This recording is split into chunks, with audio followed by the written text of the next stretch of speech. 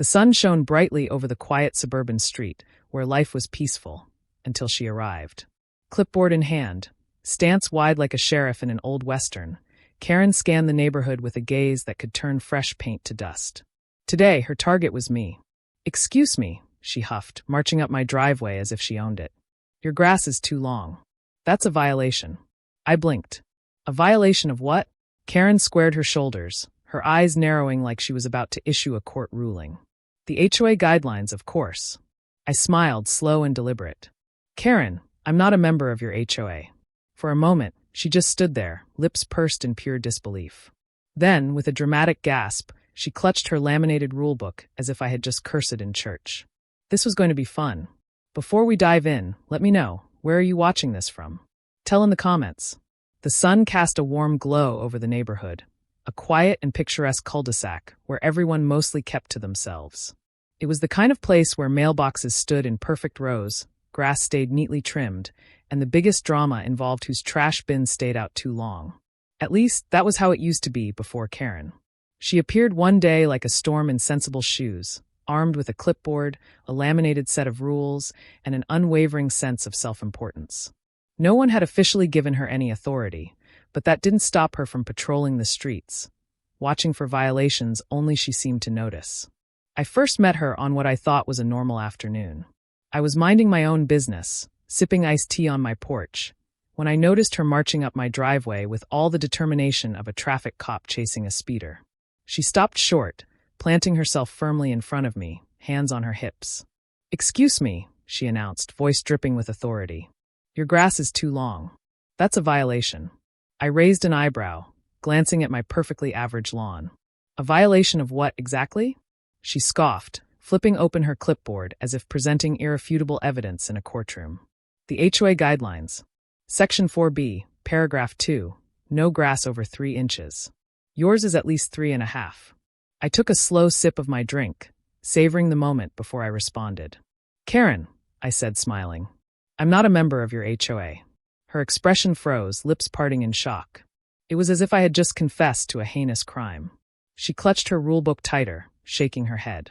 "That can't be right," she muttered. "Every house on this street is under the HOA." I shrugged. "Except mine. My property was never part of it." Karen wasn't listening. Or maybe she simply refused to believe it. Instead, she stood there, staring at me as if sheer willpower could bend reality to her liking. And that was the moment I knew. This wasn't over. Karen wasn't the type to take no for an answer. If anything, my refusal to bow to her imaginary authority only fueled her determination. The very next morning, she was back, clipboard in one hand, a fresh stack of printed violation notices in the other. I opened my door just as she was carefully taping one to my mailbox. She jumped slightly, then recovered, giving me a tight smile. "Good morning. I noticed your trash cans were left out past 8 a.m. yesterday. That's a finable offense." I leaned against my doorframe, crossing my arms. "Karen, I don't belong to your HOA." She pursed her lips. "Be that as it may, it's common courtesy to follow the rules. Otherwise, it disrupts the uniformity of the neighborhood." I glanced around. Uniformity? One house had pink flamingos in the yard, another had an old truck on cinder blocks, and my next-door neighbor, Tom, had a mailbox shaped like a giant fish. If Karen was truly on a crusade for uniformity, she had a long road ahead. That didn't stop her from trying. Over the next week, she issued me multiple violations for everything from the color of my mailbox, unapproved shade of black, to the placement of my garden hose, potential tripping hazard. One afternoon, I caught her standing on the sidewalk, hands on her hips, staring at my house like she was trying to set it on fire with sheer willpower. "What now?" I called from my porch. She pointed, her face stern. "That garden gnome. It's tacky." I stared at the small ceramic gnome smiling innocently from my flower bed. "It's literally just a gnome. It disrupts the aesthetic flow of the neighborhood." I sighed, rubbing my temples. "Karen, for the last time, I am not in your HOA." She exhaled sharply through her nose, looking as though she had just bitten into a particularly sour lemon. "We'll see about that," she muttered before stomping away. I should have known that was a warning. At first, I tried to be reasonable. I really did. I explained again that my property wasn't part of the HOA, that her so-called violations didn't apply to me, and that she was wasting both our time. But Karen didn't care about logic. Logic was merely an obstacle to be bulldozed in her quest for absolute suburban dominance. The next morning, I found another notice taped to my door. Final warning: mailbox does not meet HOA standards.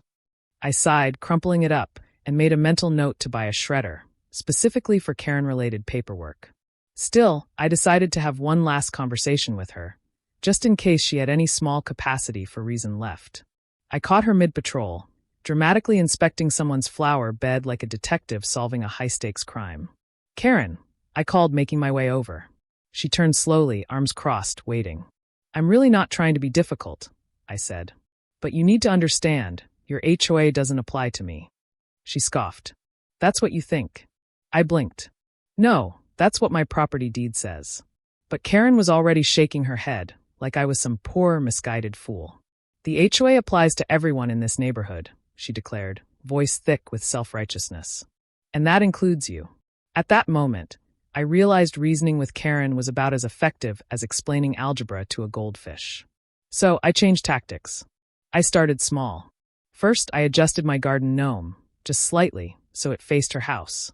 Every morning, it seemed to move a little closer to the property line. Then, I took my trash bins out 5 minutes earlier than usual and left them out exactly 1 minute past her imaginary deadline. The next day, I received another violation. I framed it and put it on my porch. When she complained that my front door wasn't an approved color, I dramatically pulled out the HOA's official guideline list, highlighting her own front door, which was an unapproved shade of beige. The best part? I wasn't alone. Other neighbors started subtly pushing back too. Tom, the guy with the fish-shaped mailbox, added a second, smaller fish next to it. "For aesthetic balance," he told me with a grin.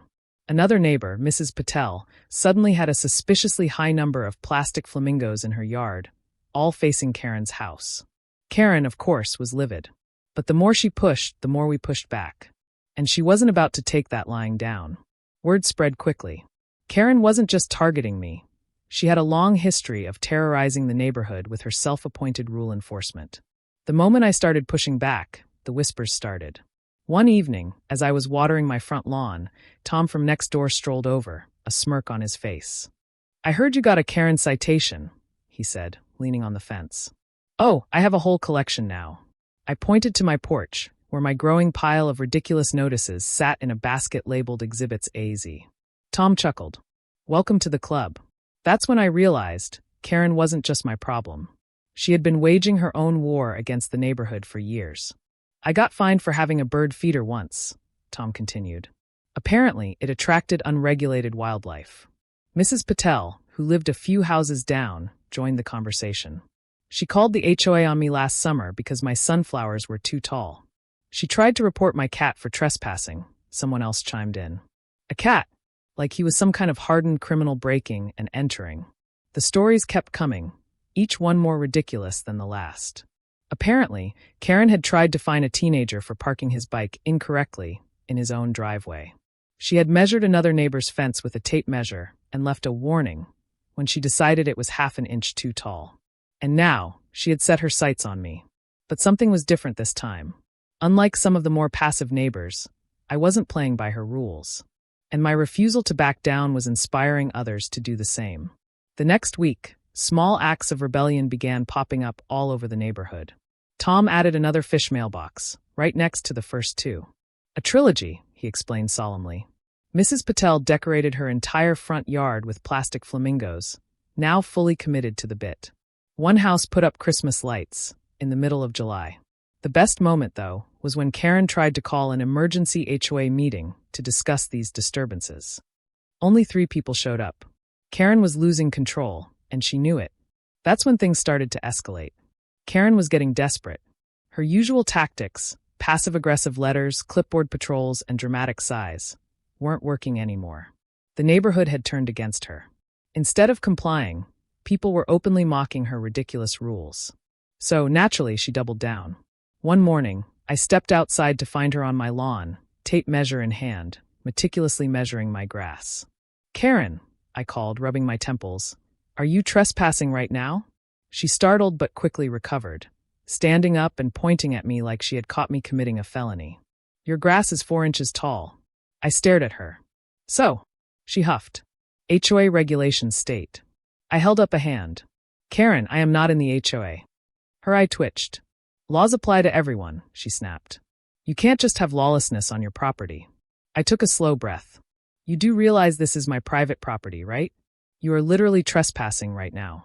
She gasped like I had slapped her with a lawsuit. Excuse me? This is community land. I have a right to inspect it. I pointed at my driveway. Karen, step off my land before I call the actual authorities. She stomped away, muttering under her breath, but that wasn't the end of it. Not even close. Karen's paper war. Since her intimidation tactics weren't working, she turned to bureaucracy. First, she started flooding me with fake violation letters.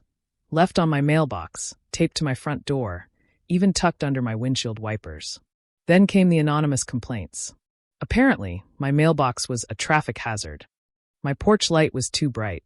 My wind chimes were an auditory nuisance. At one point, she tried reporting my house to the county for structural code violations. The inspector came, looked around, and left laughing. The best part, Karen wasn't just targeting me anymore. She was so desperate to reestablish control that she started turning on everyone. She reported Tom for his excessive mailbox display. The HOA board actually approved it because they found it funny. She called in a noise complaint on Mrs. Patel's flamingos because they're too reflective in the sunlight. She even tried to fine another neighbor for having unauthorized pumpkins on their porch in September. The more unhinged she got, the more the neighborhood united against her. The final blow, exposing Karen. I had been quietly collecting evidence of Karen's antics. Video footage of her measuring grass, screenshots of her emails, copies of every ridiculous violation she had issued. So, when the next HOA meeting rolled around, I decided it was time for the big reveal.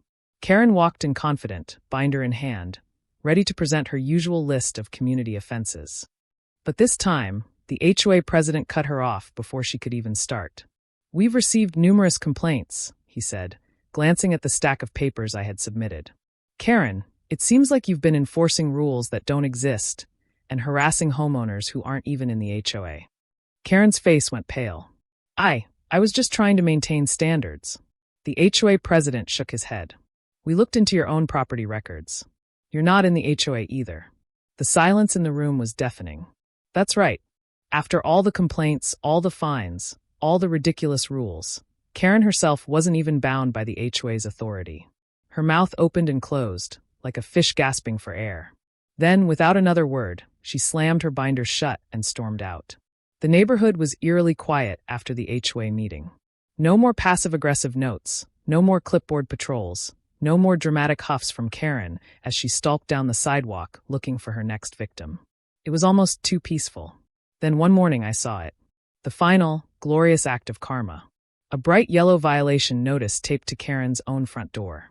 Curious, I wandered over to Tom, who was already grinning like a kid on Christmas. You see that? He asked, jerking his thumb toward Karen's house. Oh, I see it, I said. What's it for? He chuckled. Turns out, she's been in violation of her own rules this entire time. Unapproved mailbox color, unauthorized lawn ornaments, and get this, her backyard fence is 6 inches over regulation height. I stared at him. You're kidding. He shook his head. Nope. The HOA board finally had enough of her nonsense and decided to hit her with every rule she had been enforcing on everyone else. It was poetic justice. For the first time in history, Karen was speechless. She tried to argue, but the HOA president simply handed her a folder with all the complaints we had filed against her and walked away. Then came the best part. She got fined. After years of handing out fake violations, Karen finally got hit with real ones. Ones that actually mattered. And since she wasn't officially part of the HOA, she had no say in fighting them. That week, the neighborhood had an unofficial celebration. Tom threw a barbecue. Mrs. Patel lined up even more flamingos. Someone strung up Christmas lights in August just for fun. And me? I made one final petty move. I placed my garden gnome right at the edge of my property, facing Karen's house, its tiny painted eyes forever watching. Karen eventually moved out a few months later. Whether it was the HOA fines, the humiliation, or the slow realization that she had lost all power, no one really knew. But one thing was certain. The neighborhood was finally Karen-free. With Karen gone, life in the neighborhood took on a new, almost surreal sense of peace. There were no more surprise violations taped to doors, no more dramatic accusations about mailbox colors, and best of all, no more clipboard patrols. The first week after she left, it felt like the entire street collectively exhaled. People were actually outside again, chatting without fear of being reported for standing on the sidewalk too long. Kids rode their bikes freely, unafraid of arbitrary placement restrictions.